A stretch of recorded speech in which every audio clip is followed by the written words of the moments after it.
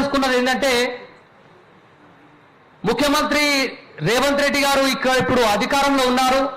మీరు అధికారంలోకి రావడానికి మీరు గతాన్ని మర్చిపోయి ఉండొచ్చు, కానీ మీ కూతురి లగ్గం పెట్టుకున్నప్పుడు మిమ్మల్ని అరెస్ట్ చేసినప్పుడు ఆ యొక్క సన్నివేశాన్ని చిత్రీకరించింది మా కెమెరామెన్స్, మా రిపోర్టర్స్.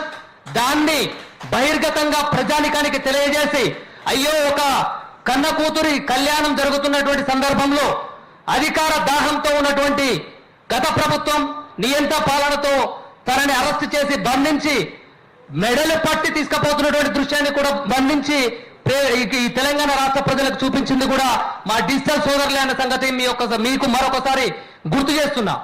ఎందుకు అంటే యథార్థాన్ని చూపించడం మీడియా జర్నలిస్టుల యొక్క లక్షణం.